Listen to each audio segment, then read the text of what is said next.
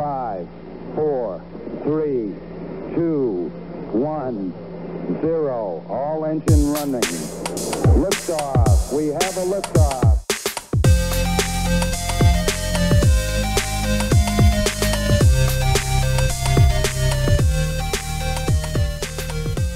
Basically, the idea of minimalism is to only buy the things that you need, the essentials.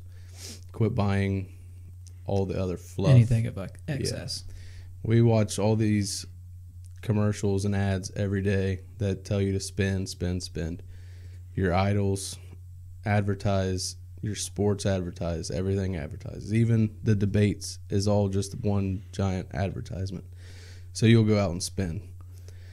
And today is Cyber Monday, and it was just Black Friday. People were fighting, getting arrested for a new TV. Right. People are camping out for weeks ahead of this for what? Yeah, and besides just the money portion of it, it's like this psychological study of like, if I have this one more thing, then I will be happy. If I get this couch, then I'll be happy, or this giant TV. Or I can make this much more money, and then I'll be happy. Right. Like they talk about when they had rough childhoods, and their main thing was, if I can make $50,000 a year, then I'll be happy. Like everything will be good. And then once they got a job making $50,000, it just grew and grew and grew until they were working at a giant corporation making six figures. Yeah, they're super successful guys. Yeah. And they gave it all up. Now they have like 100 items that they possess. Mm-hmm. Yeah, these guys go on my Mount Rushmore of folks that influence my life. If they're one of the heads, if you can do that. Dave Ramsey, Elon Musk is on there somewhere. Well, I feel like they bleed into Ramsey a lot. Yeah. Yeah, because he's pushing, a debt-free lifestyle, and part of what they're pushing is that you can just free yourself from this like go mentality, and Ramsey shares those same beliefs. Well, I think that's the American dream, like work as much as you can to acquire as much as you can. Right. But like they have what's called the 90-90 rule. Basically, if you see something in your house, you ask yourself, have you used it in the last 90 days? Mm. If it's a no, will you use that item in the next 90 days? If not, you don't need it. Just get rid of it. Yeah. Like we all have a lot of stuff we can get rid of.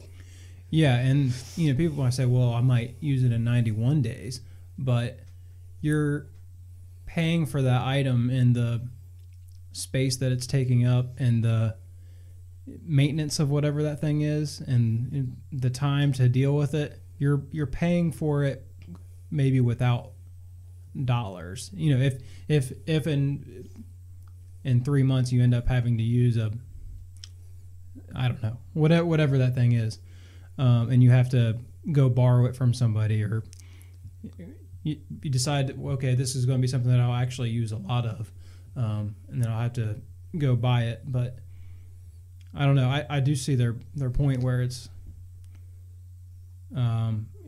basically just decluttering and getting down to your very basics. Well, they kind of have their own community where they all trade and borrow everything from each other. Mm-hmm. So this guy might have a chainsaw. You don't really need a chainsaw except for maybe once a year. Yeah, that's me. Yeah. So you go and borrow your buddy Jim's chainsaw. Yep. But the average American household contains over 300,000 items. And they're getting down to how many? 100. Holy shit. Less than 100 some. And I mean, I don't think I'll never be that like serious like towards that, but yeah, you could definitely eliminate a good bit of the junk that you have. Yeah, and they get a bad rap by some people saying like, well, that'd be easier that's easy if you're a bachelor and you're living in an apartment and you have an office job and you don't have to maintain anything. You can wear the same set of clothes going to work and going out, and you don't have to you don't have yard work that you have to deal with. You don't need but I think kind of the point that they're after is that it's just the things that are of value, even if it's if you're a family of 6, instead of having, what was that number you said? 300,000. God, cut that number in half, even is a big deal. Yeah, I mean, I think what they want to do is spend their money on experiences rather than going out to eat every Friday. Yeah, blowing $100. Man, that one's a big one for me right now. I added up the other day. People go to Starbucks all the time, buy a $5 cup of coffee. Yeah, it's $150 a month just from one cup of coffee. Right. That's $1,800 a year, and that's just one thing. Yeah, just your morning, just a spruce in the morning, and you can make a cup of coffee at home for cents. Yeah. And I mean, it's just what you want to spend your money on, and they ask themselves every time they're going to buy something or they look at something, will this bring value to my life, or will it sit in the junk drawer for the next 20 years till you finally get tired of not being able to open your drawer? Yeah, and eventually declutter. I like this idea of the borrowing idea. It's kind of like almost like a commune idea. Yeah, I could definitely get on board with that. God, it just feels like you never have enough stuff. No. Or you'll go out and buy something just to use it one time. Yeah, like, well, I'll maybe have to use this again in 5 years. In the meantime, it's taking up valuable space in your house or your garage or whatever. I mean, look at how many people do you know that have more vehicles than they have people? Right. And a lot of them have a truck that they use once a month. Yeah. When you can go borrow somebody's truck, that's their daily driver. True. Or the people that have more bathrooms in their house than they have people that live there. Yeah, I think part of the stigma that people don't want to do that is they just feel like a bum. That's it. It's, you feel like you're losing. You feel less than. Yeah. I don't have this thing and I've got to go leech on somebody else. Where if we could just have this conversation with more people, I feel like this idea would carry to a lot of people that we know. Yeah, I think it would carry to just about anybody. Because all this stuff you're buying is for what? Just to show off? And you're working 40 plus hours every week. Most of the people are working 40 hours is a low number. Right. Yeah, well, that's what we talked about last week. I think it was 40% of Americans work 50 hours plus a week. Yeah. Just to make ends meet. When I first started working, the older guys that have been there, I would talk about how I needed more money, I needed a raise, this and that. Mm-hmm. And they all told me, the more money, the more you spend. The more you make, the more you spend. Absolutely. And there's broke millionaires. Yeah. Me personally, I feel like I'm almost at the same level when I was making $10 an hour compared to now. Yep. I just have more stuff that I don't need. Yeah. But these guys were pulling down 6 figures every year and were buried in debt. Yeah, the big one for me has been avoiding a car payment. Yeah. So 2 years ago, I paid off my car. And that was at about the same point when I got really into Dave Ramsey. And I realized I was leasing a car at that point also. And I was like, he makes the point of, do you know why car dealerships really want you to lease? Because that's where they make the most amount of money. And you're losing big time. Yeah, but they advertise it as you're saving money. Yes. Look how low this monthly payment is. Right. You don't have to do any maintenance because it's a brand new car. But then whenever your lease is up, 2 years or 36 months, you're right back to point A. Or you go over your miles like you did and have to pay a fortune for the penalties. Yeah. Yeah, that was a huge learning experience for me. Well, I had a similar one, but it was buying a brand new van because in my head, I'm thinking I got a family. Originally I had a car that would hold 5 people. I've got 5 people in my family. Yeah. But now I've got a thing that will haul 7 or 8 that I don't need. And it costs me almost exactly how much my mortgage is a month. How do we get out of that? Yeah. It's already lost probably $15,000 in value. Last I checked, it was $12,000. I'm stuck. Yeah. It's not driving around town picking up people for you during the day. I wish it was. That'll be the only brand new car I ever buy. One that can make you money while it's going down in value. Well, I meant the van, but Oh, I got you. Sorry. That's how I learned my lesson. Yeah, so after that lease ordeal, I bought my first car in cash, and that was a big effort just to do that. It's not worth much, but bought it in cash, and it was a good feeling just driving it home knowing I don't owe anything on this. I just spent a lot of money to me to get it, but It's yours. It's mine, and it might be a hunk of crap, but it's my hunk of crap. And it gets me from A to B, and I don't have to pay on it every month. Well, like you said, a hunk of crap. On TV, we see all these rappers and everybody driving in Lamborghinis. And every year there's a new model, and you're going to feel ashamed to have this model because you're supposed to be rich. Right. You're constantly chasing this, and you're never going to get there. Yeah. Well, that was part of to go back to my lease story.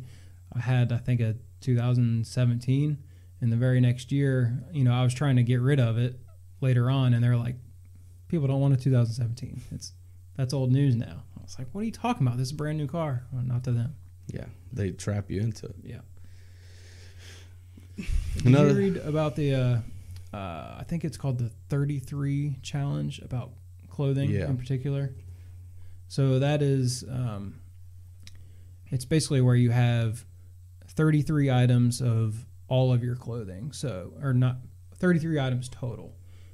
So I calculated kind of what I have, and I'm not counting like boxers and socks and undershirts, stuff like that, but 33 of your main pieces of clothing. I got to about like 40, 45. I feel like I could, on the fringe, do it.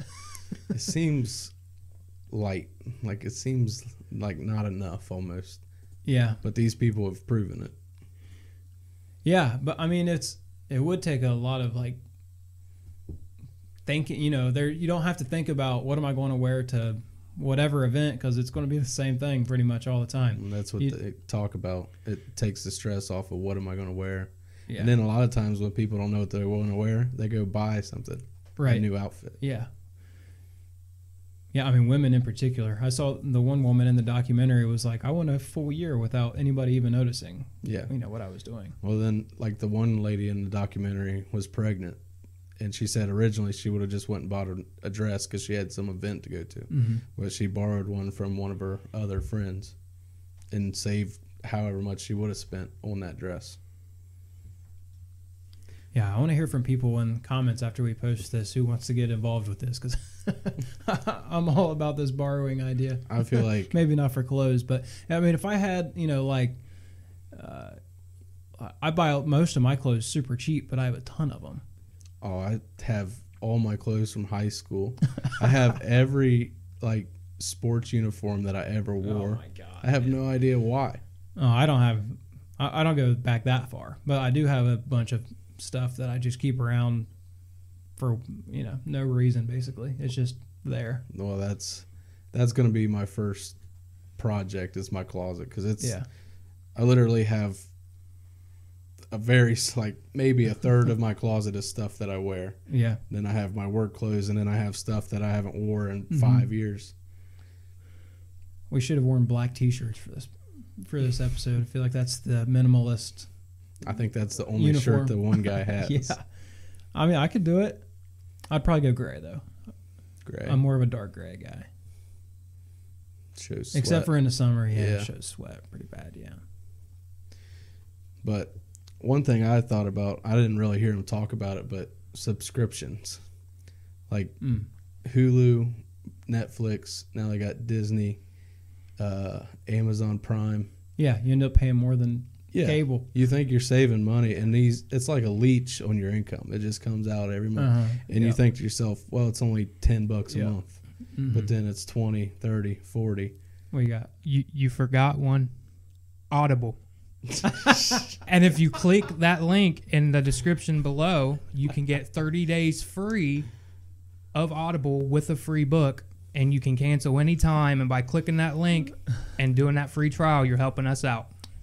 Listen, Audible is one that, like, genuinely, that I won't give up, because I have this long drive to work, and it makes my trip it's like I get from point A to B, and I don't even remember the drive because I'm so ingrained into it. But see, having a subscription like that, I think that would push more into the minimalist lifestyle, because you're not keeping a cluttered amount of books. They're all on your phone or your tablet. You can have as many books as you want, and they're not taking up any space. Yeah, absolutely. Well, just like that, I had a Thanksgiving thing. I went to my wife's grandparents, and they have this, I mean, it's like their whole wall is just DVDs stacked up. And it's like, why do you need these still? You can stream all of it. But, I mean, that's their thing. Yeah. It's the same with me. I used to call it the big book of bullshit. And it's literally 400 or 500 DVDs that I haven't watched in probably 5, 6, 7 years. I can't throw them away. I've tried. They end up back underneath the entertainment center. Yeah, we have a box somewhere.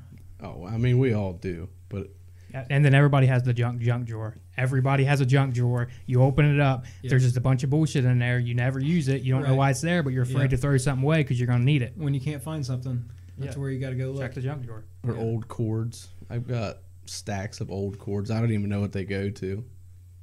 I just keep them. I got a box in my closet, a shoe box just full of cords, like from a Nintendo 64. It's just pointless. So let me talk about raising kids with this idea. So, we've gone through our entire lives with this big push, get more, get the biggest, best thing that's out there on the market. But we're realizing at this point in our lives, maybe that isn't the American dream. Maybe the secret to happiness isn't always getting this, whatever this thing is, or having a bunch of whatever. Would it be hard for you guys to tell your kids, instead of 50 toys for this Christmas, we're going to get 5 of your favorite experiences? It wouldn't be hard for me to tell my kids, but like, what would worry me is like when they go to school and they don't have the newest thing and they get picked on. I don't know. It's a weird society because we've been so commercialized that that's who you are. Like, what you have is who you are and how good you are. Yeah, but how long I don't know. It's a tricky one for sure, because you don't want your kids to feel less than, but at the same time, knowing what you know now, you don't want to push them to have the exact same mistakes that you've had. No, I agree, but I don't know what the middle is. I mean you don't want your kid to be without, but at the same time, you don't want him, as soon as he turns 18, he gets a credit card, buys all this junk. Yeah. I mean, I think there could be a toned down conversation about this idea with your kids to, maybe we're going to get your one, hard item, and we're going to get you, a trip to the zoo and some Reds tickets and, trip to the museum center, something like that. I think a lot of kids would go for that. I mean, it depends on the kid. Your kids go for it? No. But, no, they probably would. But, okay, you're working 40, 60 hours a week at this job to buy all this stuff. So when you cut down on your stuff, do you find a new job, or do you keep working the job that you're already working and keep the same amount of money? Because if you're going to keep working the job, when are you going to have time for all these experiences? I mean, it's easy to say, well, instead of this, we'll just go somewhere. Who has that much vacation saved up where they can just like do all this stuff? I mean, you got time where you're hanging out at home or whatever. I mean, I wouldn't be too worried about that part of it. I don't think. I think it's just what you want to put your time and effort in. Like, you're working all these hours, you can either spend it on toys or going to the zoo. Yeah. Yeah, I mean, me and my stepson go through a kind of an annual thing where we just go through and basically throw half of his toys in a trash bag. It's like, have you played with this in the last 6 months? Well, what's a month? Okay, when's the last time you played with this? I don't know. All right, throw it in the trash. Throw it in the donation bag, whatever. Just a few weeks ago, I just gave my 2 daughters a trash bag, and I said, go in your room. Anything you don't play with, anything in there that you don't want, throw in this bag. And they did it all themselves and brought out like a half full trash bag. I was shocked and happy. Mm-hmm. They've got so much junk. Yeah, I mean, you would be trading toys and home decor and giant TVs for like some security and some peace of mind. So the next time you run into a $500 expense that you weren't expecting, you have that kind of backup. I think you're battling years of advertisement and societal, how they look at you. I don't know. It'd be hard to do because, especially with kids, I don't know. So if we would challenge ourselves this week to do one thing to push ourselves to be more minimalistic, would you go with the clothes route? Clothes would definitely be my first route. We should post some before and after pictures. I mean, the average family spends $1,700 a year on clothing. I'm definitely way under that. I am too, but I think about women.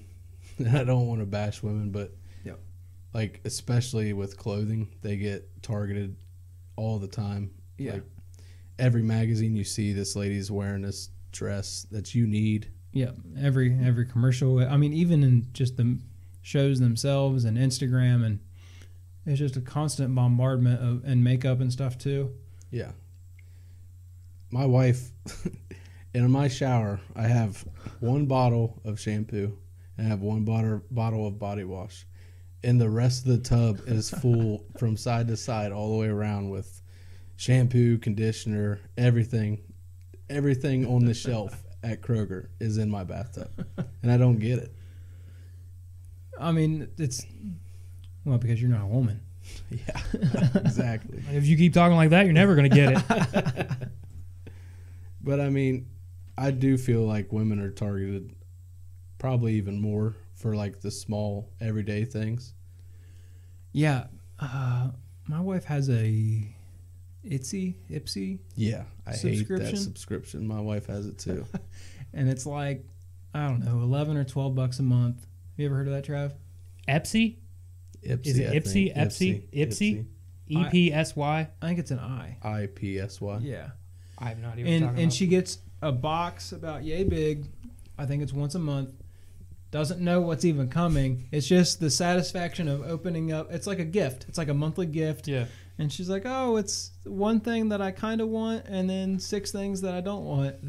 Maybe I'll give those to Danny. It's makeup. There's a mass bags. amount of those subscription boxes out there. A mass amount of them. We used to do one. It was, I forget what it was called. It's real popular. But every month you would get different snacks from around the world. I can't remember what it was called. We ended up canceling out a long time ago. But yeah, there's all kinds of those things out there. I seen one today on Facebook for watches, men's watches. Every month you get a watch. How many watches? How many wrists do you have, Yeah. man?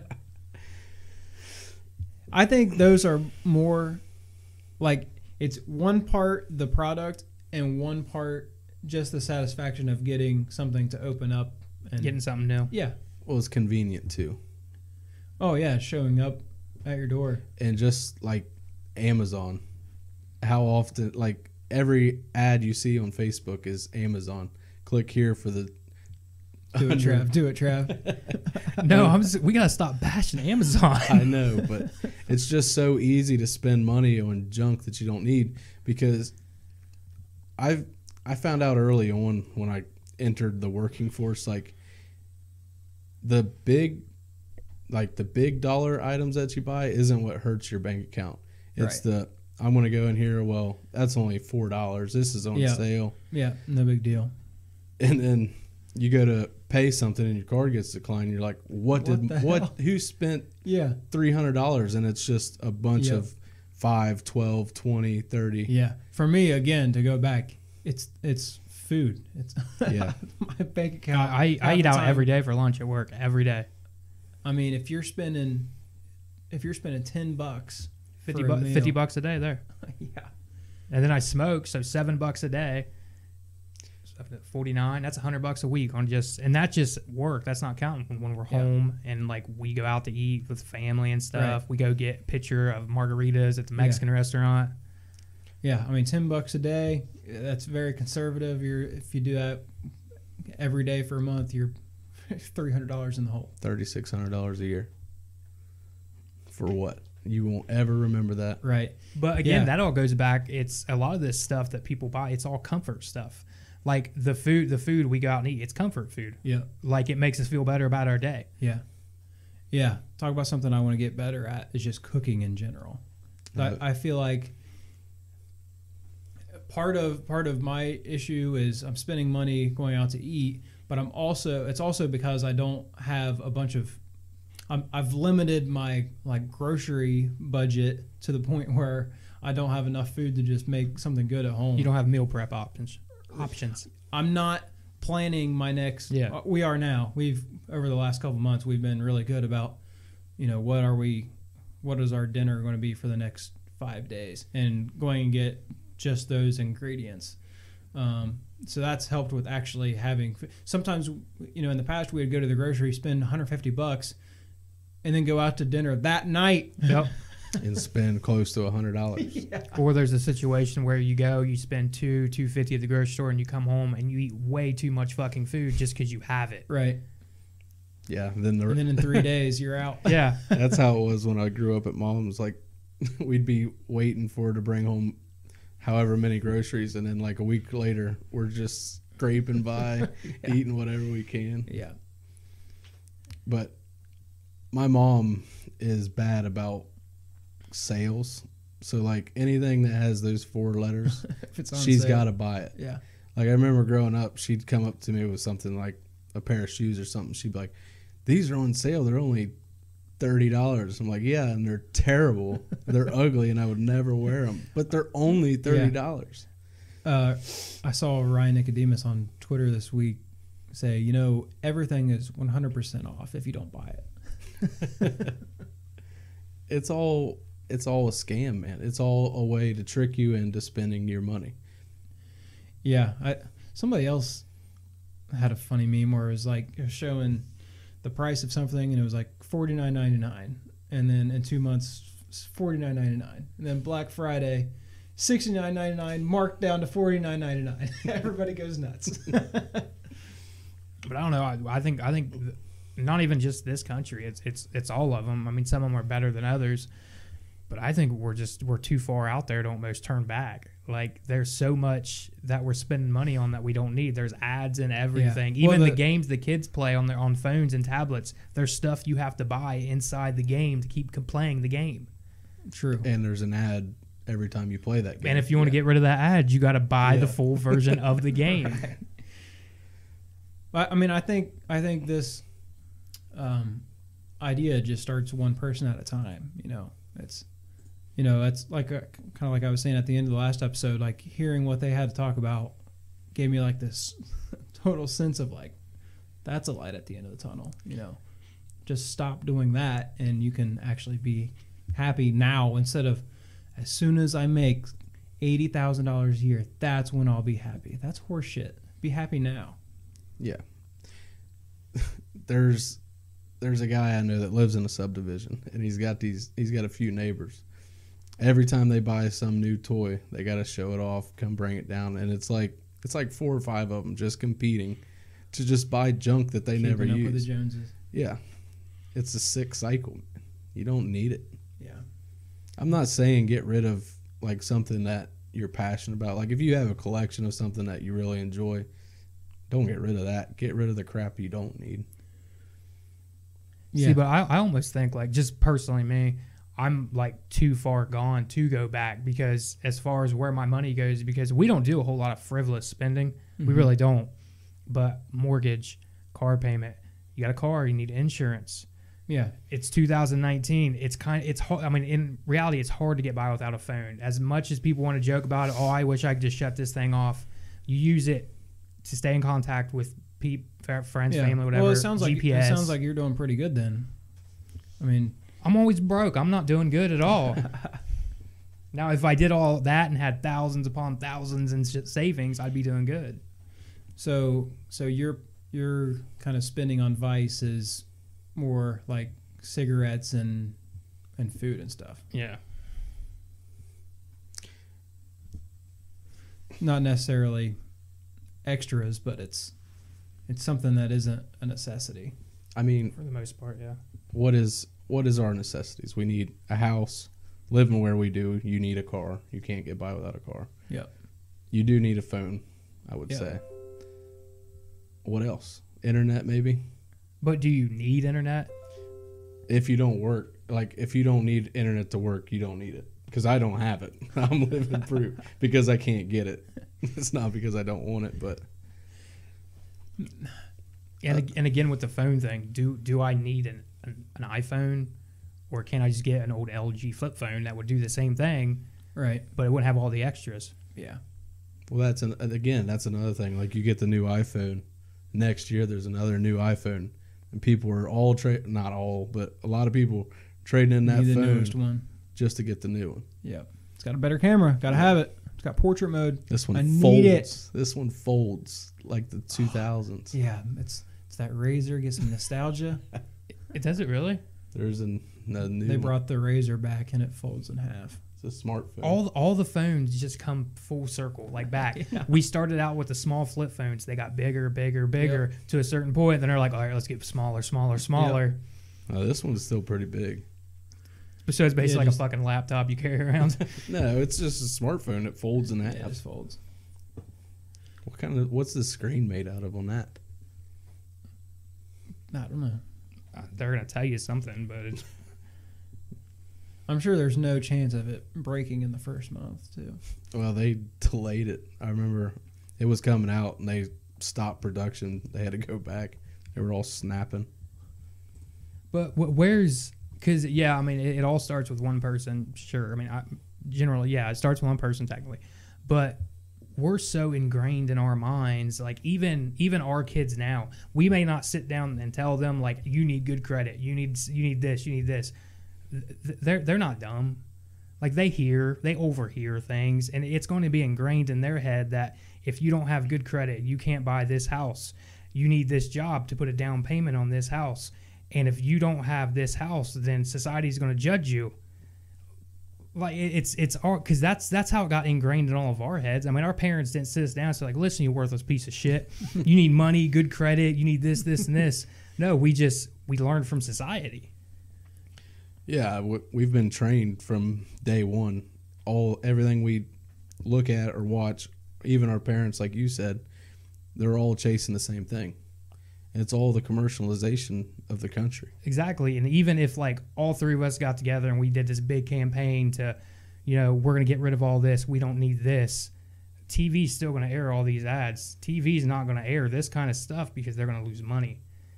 So if big business and all the media and stuff won't jump on board to this, then now this is just my opinion. In my opinion, it's a lost cause. You're saying as a nationwide trend? Yeah, because No, I don't think it is No. either. I think this is it's a, if it works for you, and it's helped me out a lot to, I think it's Dan Harris that wrote that book, 10% happier, where he's kind of a minimalist himself, and that started by people asking him like, why do you? I forget what situation it was. I think it was something about he didn't have many items on his desk or something. Like, why isn't your desk cluttered like everybody else's? And he would always say, like, well, it just makes me 10% happier, and that would kind of strike people like, oh, tell me more. So like I feel like it's definitely going to be a slow build. You're not going to convince a lot of people to be living out of a duffel bag like that one guy is in the documentary. But if you can convince people that they got to see it in you first, in your family. One thing I'll say about the famous minimalist, they talk about how they left these jobs and they only have these amount of items. But they're touring around the world and making probably more money than they made before. They're smart guys. No, yeah, they are. Yeah. And I've seen a lot of criticism that are saying that minimalism is only for wealthy white people. And there was I read some of it, but I didn't see it. Like, basically, if you have very little, you won't give it up. Like, even if you don't use it, you're not going to throw it out because it's all you got, which makes sense. But at the same time, a poor family, whatever, going out to eat, they don't have to do that. Well, they're still striving for more. Yeah, that's kind of the counter argument against it. Yes. But I see what he's saying, though, because a $5 toy for Christmas is a lot cheaper than a $25 zoo ticket for each one of your kids. Yeah. So I can see that side of it. And most of the most popular minimalists are white hipsters. Yeah. Yeah, it would be great to be a single dude living in the city. You don't have to have a car. You just use public transportation to get around. The one guy don't even hardly have shoes. He's got like a piece of rubber tied to his foot. See, that's I think people need to realize there's not going to be one set way for everybody to do it. You have to adapt this to your lifestyle. No, I think the key thing is keep what you value, and everything else can go. And at first, maybe that definition is only, just stuff that you've had stored away forever, and you keep a bunch of other things that in a few years maybe you realize I don't need that shit either, and it's a slow burn. Or just question before you go and bring new stuff in. Do you really need it? Right. Are you going to want it in a month? Yeah. So after today, I call you and I need a chainsaw. You gonna hook me up? You got a chainsaw? I don't have a chainsaw, but I know a guy that does. So that's what this will turn into. You just phone chain everybody. He'll call a guy, then he'll call a guy. Just start a group chat with everyone in your contacts list. I'm game, man. That could be a new app. That could be a new app. I need a yard rake. A yard rake. Yeah, get these leaves up. A rake. The ones that you like pull behind like a 4-wheeler or a mower that sweep up your yard. You can't buy a rake. I got some rakes. No, sorry, I meant like a yard sweeper. I got you. So a yard rake. Is there like a certain I don't know, just like a certain amount of things that you're allowed to have to call yourself a minimalist, or is it more broader than that? I don't think it has any like definite rules or anything. It's kind of just, it's your own thing. Like, it's a basic general idea and you make it your own. Like, yeah, some people say less than 100 items. Like the crazy people say get rid of your house, travel around the world. The one guy's got, I think he had 72 items, and he's a full-time traveler. That's all he does. I mean, good for that dude. Yeah. Is he a rich white guy? Yes. He's got a huge blog. That's how he makes his money, is traveling. That is his job, even if he doesn't call it and telling that. people about minimalism. Yeah. Here's I found a list, a guide to creating a minimalist home. Okay. I'll just read the bullet points. Mm-hmm. All right. Minimal furniture, clear surfaces, So I'm thinking like countertops, like don't have all those decorative countertops and all that crap on your countertops. Okay. Yeah. Get rid of accent decorations. That's the tough sell to wives. Yeah. And they say one room at a time, start with furniture. Because if you really think about it, everybody has too much furniture. Yeah. Only the essentials. Clear floors. Same way with counter space. Don't have all those extras on it. Mm-hmm.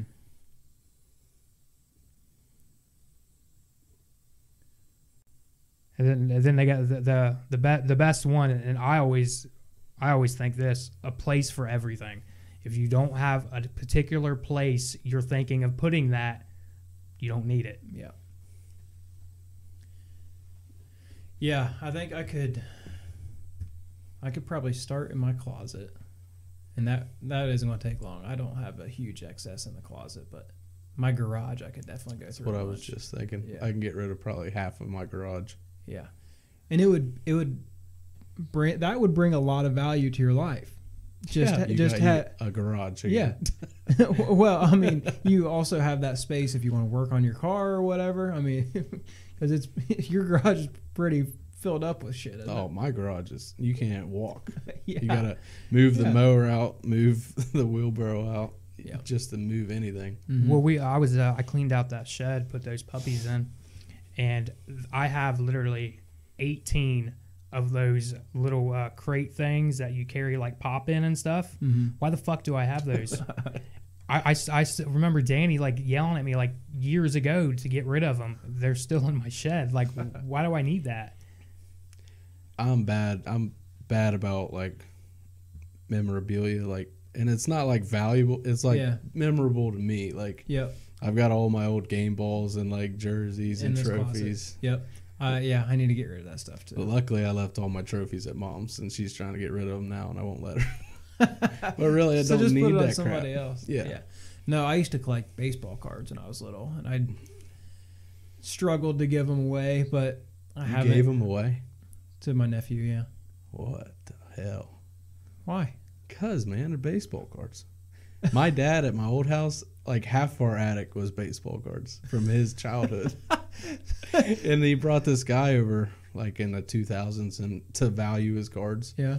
It was like, you maybe have a couple cards worth $2. Yeah. I was a friend of, you remember Lee from school, Covington? Yeah. I was talking with him because he's a big card collector. And like he'll buy them knowing what their value is, and I've seen him do that. turn around and flip them. So he's really into that world. And I was like, I might have a few cards that are worth something. I was like, what's this Aroldis Chapman rookie card worth? He was in his Cuban uniform. He goes, that's worth like $5.80. And I was like, damn.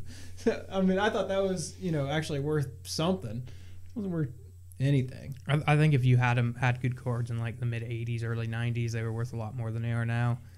Yeah. I mean, nobody just wants them. It's a dying trend to collect those kinds of things. Yeah. Well, they pump out the good players now too. Oh yeah. It used to be really hard to come by, a good, whoever player. Because I still remember, because I used to collect cards, but I used to collect NASCAR cards because my whole family was in the NASCAR. Yeehaw. Yeah.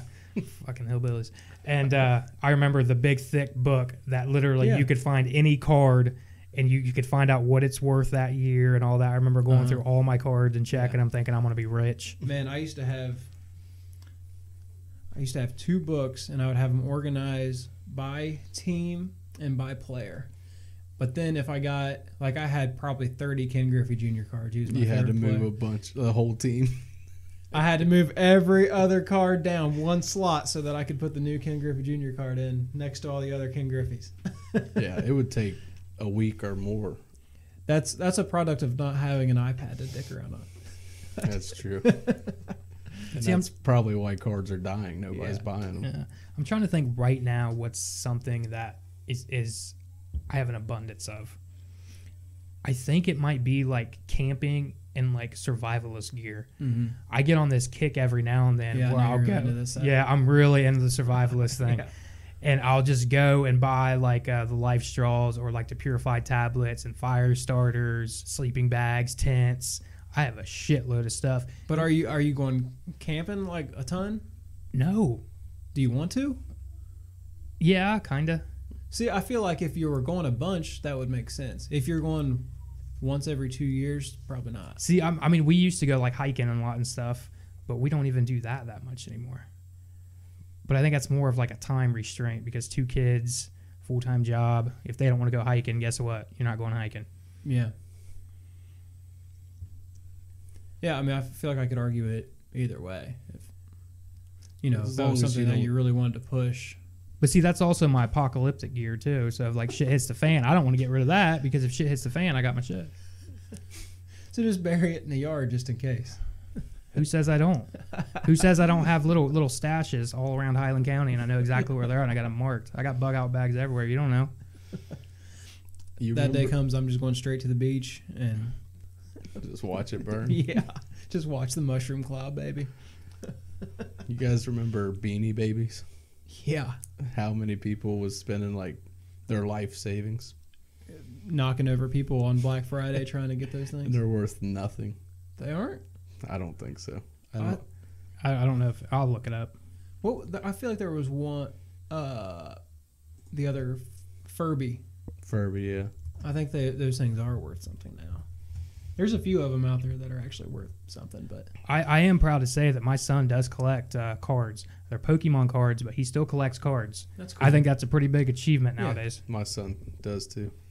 But the little dick trades them all the Shit. time for like fake ones. You may want to backtrack on that statement about the Beanie Babies. The Valentino the bear is valued at $42,000. Hold on, I'm going through the entire list.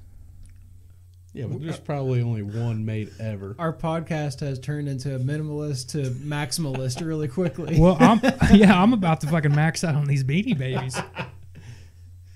Yeah, just kidding. Just kidding. Go start collecting things. I'll post again. my phone number if you have these Beanie Babies. Please call. But yeah, other than the camping stuff, I can't think of anything that I like collect. And I'm not like saying I'm holier than thou type of thing on this because I never even thought about being a minimalist, and I still don't. It's just the way I am, I guess. I've never really bought a bunch of stuff. What about, because there's some deep architecture ties in this topic too. There's an architect that shows up in the documentary. Like, do you have, like, my wife desperately wants one day to have a massive house with more rooms than we could ever use. Like, do you guys have that kind of innate desire to, like, one day have a big house? Yeah, but mine. It doesn't have to be a big house. I would just like to have a room where, like, just like an entertainment room for like movies and hanging out with the family and stuff like that. Mm-hmm. Have your own theater in your house. Not so much like this big house where I want 16 bathrooms. I want a game room. I want this room. I want a wraparound deck. If you talk to my wife, she's going to tell you differently.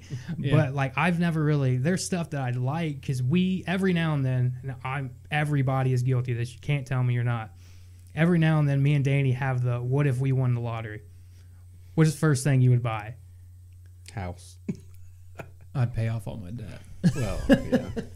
But that's the kind of things we talk about. So, I mean, right now, since I don't have millions of dollars, I can say, yeah, I never think about that. But give me millions of dollars, I'm not sure that I wouldn't do that. Okay, but again, quality over quantity. If you had a really well-designed house that was, it's, I wish I could pull up a example. It's a small house, but it's what? Get closer to the mic. Oh, Yeah. sorry. A smaller house, but it's really nice materials. It has really good daylighting. Hardwood floors that you're not accustomed to seeing. I think it's responsible, for people to live in the smallest amount of space that they possibly can. And then the architecture tie would be that you have, this quality over quantity from a square footage standpoint. Would it be the same price as a large, cheaply built home? Yeah. I don't know. I don't know. Yeah, the the architect side in me sees like these massive houses, and one, from like an elevation standpoint, they make no sense. There's just clutter that it's like, why do you have 16 different roof lines? You don't, you're just throwing costs just well, it needs to have something because it costs so much money. So we need to have all these different pitches and all these different materials. There's 8 different materials on this one side. Like, it doesn't make any sense. You're literally cluttering up the side of your house just so that it, appears to be more than. Well, I live in a small house, so I do have the desire to have slightly larger house. But if I did this and decluttered this house, my house now, it probably wouldn't feel that small. Yeah. Right now, it just feels small because I got a bunch of junk that I need to get rid of. Yeah. But see, there's like a man aspect to all this there too, because you want to be a man, you want to be the provider, you want to be able to, if your kids ask for something, you want to be able to give that to them. If your wife wants something, you want to be able to give that to them. I mean, yeah. I mean. But then again, that's the American dream that we've all been programmed to do. The American dream is to work your life away, not Exactly. spend any time at home. Everybody else spends your money. Yep. Because in reality, unless you have a really, really amazing job, you're working your life away regardless of what you do. Because unless you're following what we're trying to talk about today, you're always going to live above your means. Yeah, when you make this amount of money, most people get into debt to there, and then a little bit over that. Then they're like, well, I need to make more money. They make more money. They do the same thing.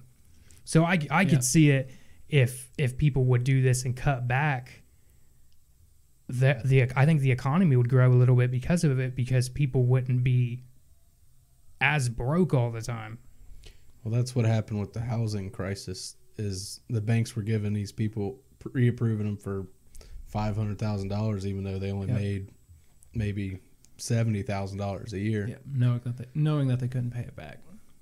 When I first applied for my house, I got approved for like $280,000. What? Pre-approved, and I was like, "There's no way." I would hate to even see. Serious? Yeah.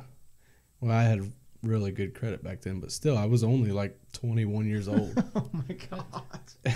If I would have spent that, and a lot of people, they see that and they're like, "Well, this is how much I can afford." Yeah, they say, "How much can I possibly get?" Because that's what I want. I would have already filed bankruptcy like the first year. For sure. God, what would the house payment be on that?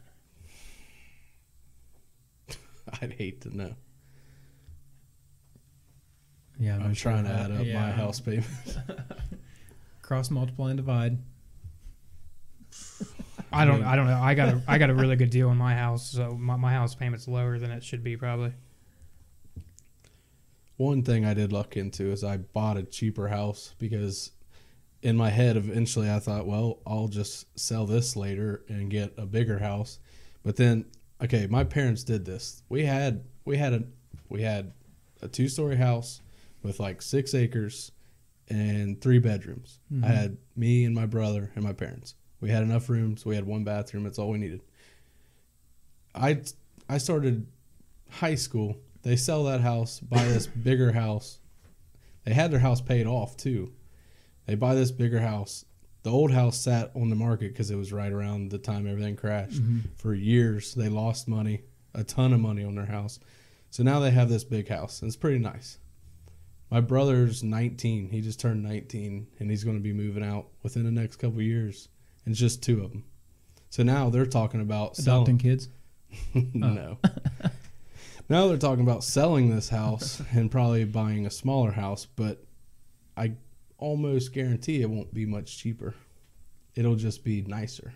But that's another thing. If you think about like smaller houses and stuff, they call them one thing. These smaller houses that aren't up to par with the rest, starter homes. Yeah. So that's another thing called. in the culture that we live in, where smaller houses aren't like, you're not going to live in those forever. That's your starter home until you can afford something bigger and better.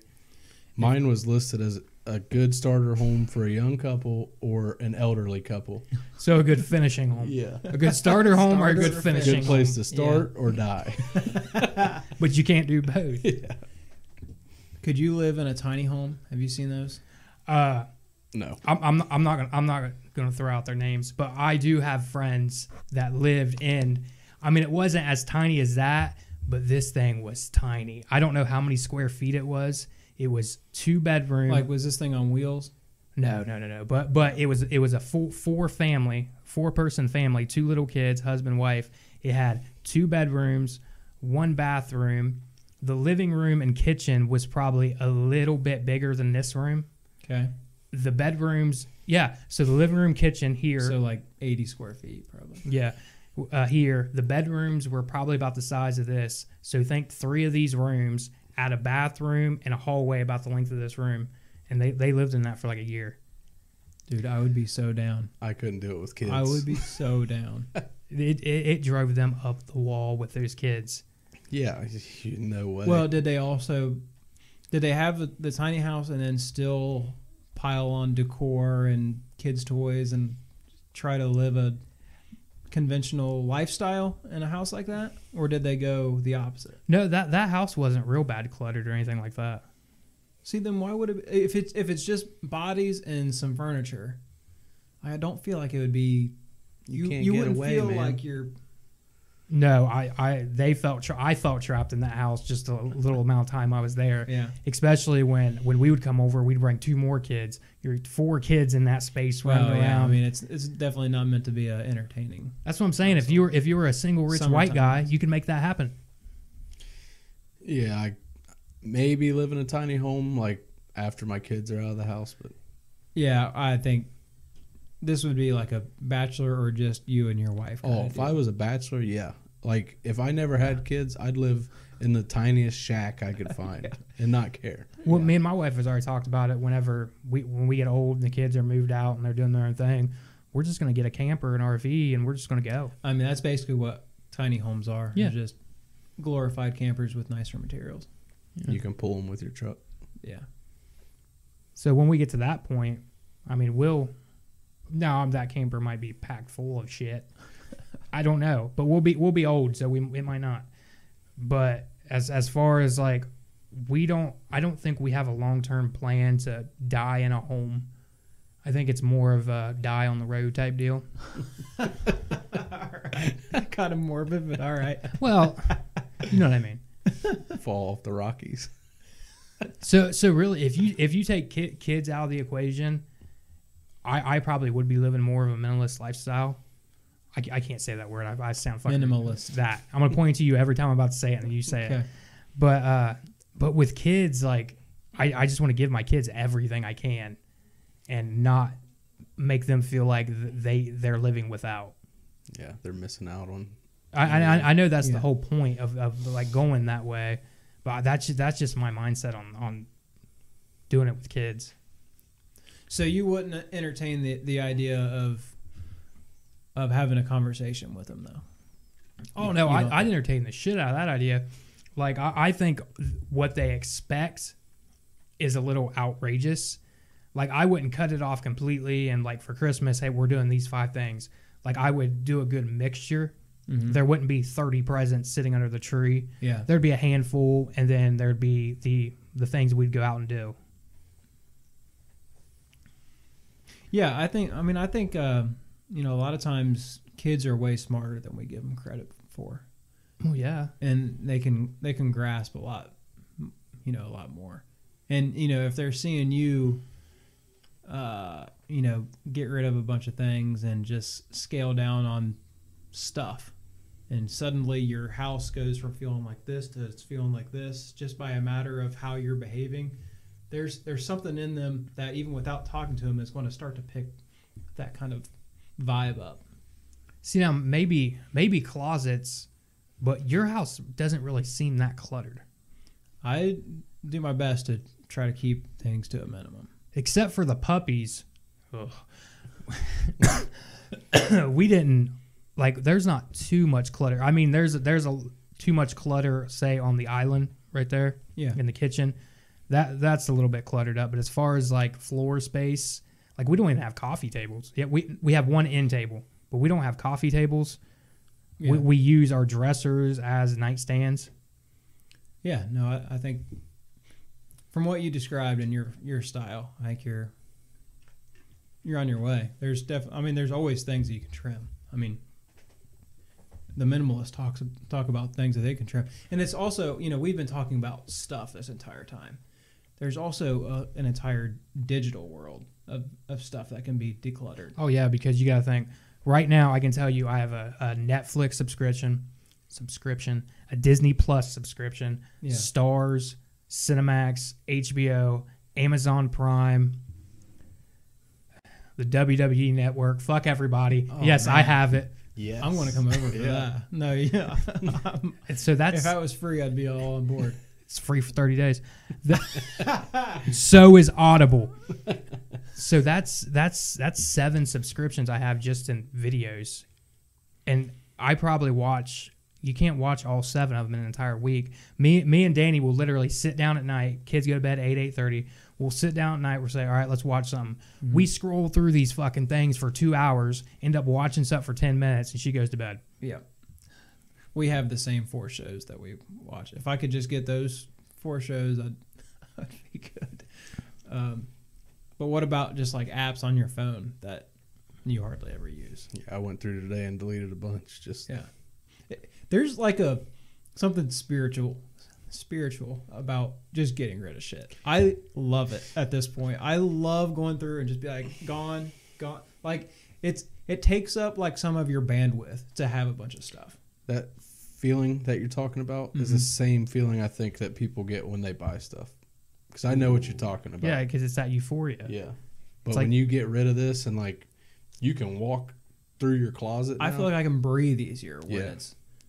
I love throwing shit away. Yeah, it's great. If I could get a dumpster at my house, I'd throw everybody's shit out. Donate or throw away. Yeah. Yeah, I'm going to take all of my clothes to Goodwill. Yeah. But I'm looking forward to your before and after on your closet. Yeah, it's going to be a mess. I'm guessing 2 or 3 trash bags Do more. you have a ton of shoes? Not really. I have just a bunch of old tennis shoes that I'm just reluctant to throw away for whatever stupid reason. I feel like I have 3 pairs of boots, like work boots, but a lot of my shoes will have a purpose. Like 1 pair is for weed eating or like yard work, gym shoes. Well, you could probably do those in boots. Yeah. I could do yard work. Yeah. Yeah, but they go up halfway up to my knee and I'm wearing shorts. It's a good look, man. Grow your hair out back here. It'll be good to go. But now, talking more about this, like I don't feel like I'm living that lifestyle. I just feel like I'm a cheap ass now. like I'm thinking like when you ask like how many shoes you have, I counted my shoes and I'm thinking like I'm not doing that on purpose. I'm doing that because I don't want to spend $50 on new shoes. Yeah. I think I've got 1 pair of shoes that I never wear, and I've been planning on getting rid of them just to donate them. But what if tomorrow you got rid of them and the next day you really want to wear those shoes? What the fuck are you going to do? You'll get over it pretty quick. You're going to go out and buy a pair of shoes just like them. No way. I buy all my shoes at Walmart now for like $10. Amazon's the only place I buy my shoes anymore. Amazon's got good prices. Yeah, I think my last 3 pairs have been under $30, and they're not always like super high quality, but that and like they look nice. Stuff I would never have done when I was a teenager. Like we'll go up to Beachmont and go to Plato's Closet. I mean, if there's a nice pair of shoes up there, I'm gonna grab them. Oh yeah, those are my 2 places: Amazon and Plato's Closet. Like I as a teenager, you wouldn't catch me dead doing that or having somebody catch you do that. You know what I mean? But now, like, you don't give 2 shits who sees you do it. Like, fucker, I got these $14. But to contrast that, if we did that 33 rule, if you only had 33 items, you had 8 shirts that you wore all the time, and 5 pairs of jeans, and whatever, a handful of pairs of shoes. Would you invest in some higher quality materials for all of that stuff instead of just going the cheap route? So it takes, they're talking about getting rid of stuff, and I think ultimately they're talking about just making things easier on yourself. Like you don't have to worry about, if you have just 33 items, that whatever you're going to choose to wear is one of your favorite things. So I feel like I would like actually, spend a little bit more money on nicer stuff, but then I would only have those few things. I feel like I'd still go cheap on clothes. Yeah, I feel like you can might get too. a lot of stuff that looks like just as much, Yeah. like just as nice. True. I think the last time I worried about like hardcore quality and brand names and stuff like that, I don't think PacSun sold skinny jeans yet. If that tells you anything. The last Is pair, that store still around? Yeah, PacSun Yeah. even exists now. I think, but it's not the same store it was. I think the last like pair of like good quality jeans I bought were bullhead jeans from PacSun, and I'm pretty sure they went out of business a long time ago. I'm not big on spending money on clothes. I just hoard them, and I'm never going to like. I seen a bunch of dress shirts that fit me in high school that I wouldn't be able to get one button on. Yeah. There's something to be said about dressing well and feeling well. They say that in sports every now and then. Yeah, look good, feel good, play good, or Yeah, something. Yeah, clothes wise, I think I have way too much, and it's just like random stuff, like the undershirt I'm wearing right now. It's my fucking Purple Rain T-shirt. Yeah. Like, what the fuck am I doing with a Purple Rain T-shirt? I only use it as an undershirt, just in case anybody asks. Like, well, fuck yeah, right here, Purple Rain. Dig it. So next week, or what we got going on next week? Next week is our very first guest. Who is it? It is my Uncle Dane, Whoop Whoop Huckett, straight out of Sinking Springs, Ohio. But Dane's a musician, right? Sort of. He can hold his own, but his real claim to fame is that he's toured around with Dolly Parton, George Jones, a bunch of country music acts through the years. He has stories for days, and it'll be a good episode, I'm sure. You got anything else left to say on this, Brad? Nope, that's Okay, all so- I got. All right. Get rid of your shit. No more Beanie Babies. I think that's all. I learned something this week.